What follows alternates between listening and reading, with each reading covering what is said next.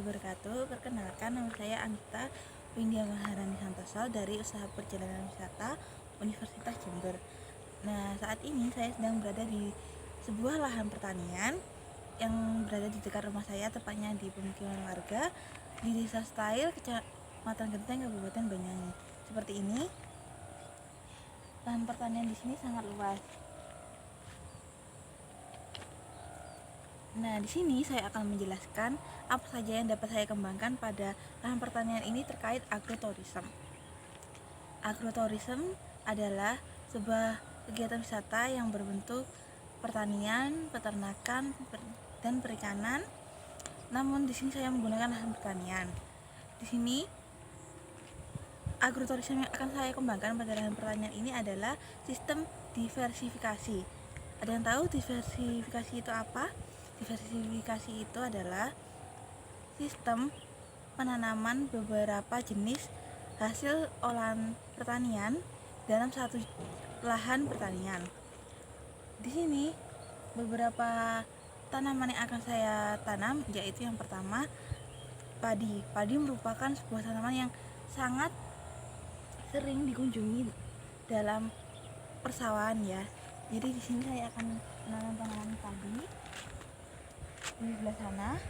Lalu di sebelah lahan yang digunakan untuk menanam padi akan dibajak sedikit jalan itu yang terdapat jauh di rumputan hijau akan saya bajak menjadi tanah seperti ini untuk penanaman pohon buah jeruk.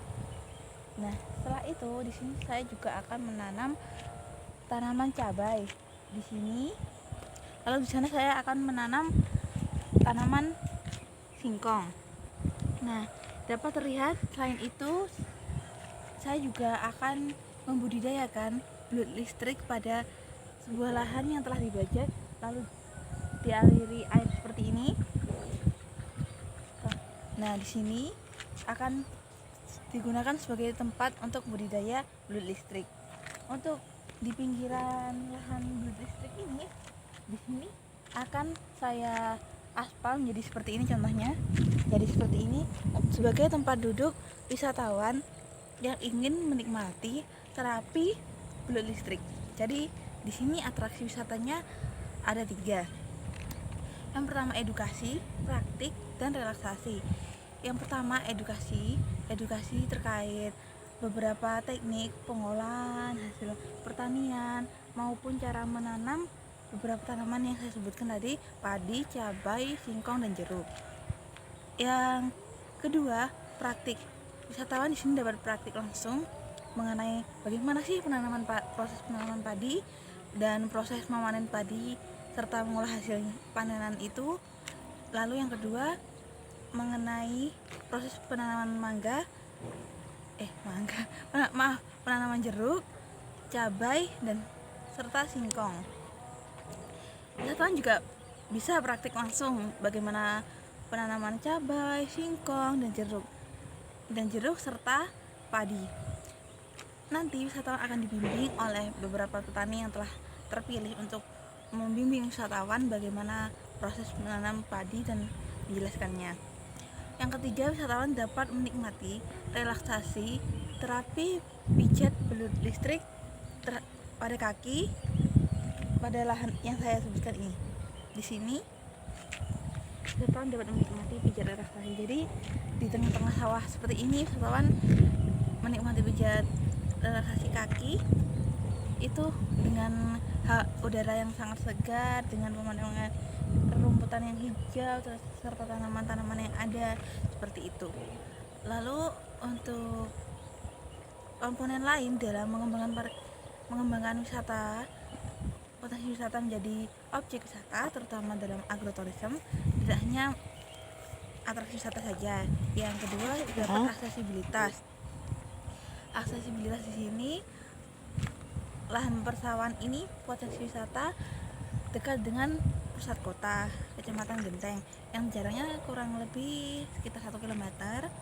Lalu untuk akses jalan sangat mudah karena teraspal, dan untuk potensi wisata letaknya tidak begitu sulit untuk dijangkau.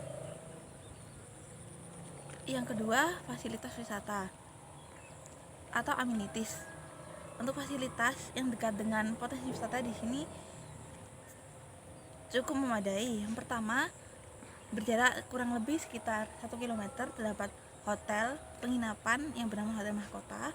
Yang kedua, di di balik potensi wisata ini terdapat sebuah jalan raya. Nah, di sebuah jalan raya sana terdapat rumah makan yang dapat wisatawan kunjungi setelah berkunjung pada potensi wisata ini. Apabila lapar, dapat mengunjungi rumah makan tersebut. Yang selanjutnya, di sini terdapat pom bensin pada jalan keluar sebelum menuju potensi wisata. Di sana terdapat pom mini. Apabila wisatawan kehabisan bensin tidak perlu takut, jadi sangat dekat sekali, tidak sampai 1 km. Yang kedua, wisatawan dapat menggunakan transportasi umum, bus pada terminal terdekat.